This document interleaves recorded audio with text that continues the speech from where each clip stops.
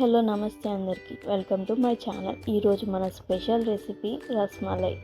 ఇప్పుడు బయట తింటూనే ఉంటాం, కాకపోతే ఇంట్లో మనకు నచ్చినట్టుగా ఒకసారి ట్రై చేసి చూడండి, చాలా బాగుంటుంది. ఒక్కటితో ఆగమండి, 2-3 లాగించేస్తాం, అంత బాగుంటున్నాయి ఈ రస్మలై. స్పాంజీగా స్మూత్గా మైల్డ్ స్వీట్తో, బాగా స్వీట్గా ఉండకుండా చాలా బాగుంటుంది. ముందుగా స్టవ్ ఆన్ చేసుకొని 1 లీటర్ దాకా ఆవు పాలని తీసుకోండి. నేనైతే ఇక్కడ బర్రె పాలనే తీసుకుంటున్నాను. ఆవు పాలు అయితే ఇంకా మంచిగా వస్తుంది. ప్రస్తుతం నాకు అవైలబిలిటీ లేక నేను బర్రె పాలనే తీసుకుంటున్నానండి. పాలు గిన్నెలో పోసుకొని మంచిగా మరగనిచ్చండి. ఒక 2-3 పొంగులు వచ్చేంత వరకు మరిగించుకోండి. మరిగించుకున్న తర్వాత స్టవ్ ఆఫ్ చేసుకొని ఒక 2 టీ స్పూన్స్ వెనిగర్ వేసుకొని, అందులోనే 1 కప్ ఆఫ్ వాటర్లో 2 టీ స్పూన్స్ వెనిగర్ వేసుకొని మంచిగా కలుపుకొని ఆ వాటర్ని కొద్దిగా పోసుకుంటూ పాలని విరగొట్టుకోండి. పాలు చక్కగా విరిగిపోవాలి, పాలకి పాలు నీళ్ళకి నీళ్ళుగా సపరేట్ అయిపోవాలి. మంచిగా అలా విరగొట్టుకోండి. వెనిగర్ వాటర్ సరిపోకపోతే ఇంకొద్దిగా వేసుకుంటూ మంచిగా పాలంతా విరిగిపోయేలా చేసుకోండి. ఇప్పుడు ఈ విరిగిపోయిన పాలని మంచిగా ఒక స్టెయినర్ తీసుకొని దాంట్లో వాటర్ మొత్తం పోయేలాగా స్టెయిన్ చేసుకొని, దాన్ని గట్టిగా దానిలో ఉన్న వాటర్ అంతా పిండేసేయండి. గట్టిగా వాటర్ అస్సలు ఉండకూడదు. అలానే మొత్తం డ్రైగా కూడా ఉండకూడదు, కొద్దిగా వాటర్ ఉండాలి. అలా మొత్తం వాటర్ అంతా స్క్వీజ్ చేసుకొని పక్కన పెట్టుకోండి. ఇప్పుడు ఈ విరిగిపోయిన పాలని మంచిగా స్మూత్గా ముద్దలాగా చేతి మణికట్టుతో మంచిగా రుద్దుతూ, నేను చూపించిన విధంగా రుద్దుతూ మంచిగా ముద్దలాగా చేసుకోండి. స్మూత్గా మెత్తగా అయిపోవాలండి. ఎంత స్మూత్గా ఉంటే రస్మలైలు అంత సాఫ్ట్గా, అంత బాగా వస్తాయండి.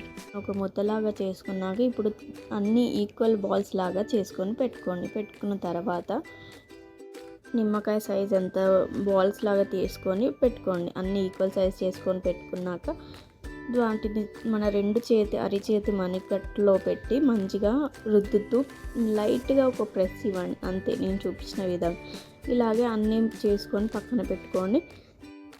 ఇప్పుడు ఒక లోతు గిన్నె తీసుకొని అందులో కొద్దిగా వాటర్ ఒక 2-3-4 కప్పులు వాటర్ పోసుకొని, అందులోనే ఒక 1.5 కప్ దాకా షుగర్ వేసుకొని మంచిగా షుగర్ కరిగేంత వరకు కలుపుకొని, షుగర్ కరిగాక 2 ఇలాచీలు వేసుకొని మంచిగా కలుపుకున్న తర్వాత ఇందాక మనం పెరగొట్టుకున్న పాలతో చేసిన రస్మలైలు అందులో వేసి బాగా ఉడకనివ్వండి. ఎంత బాగా ఉడికితే అంత బాగుంటుంది.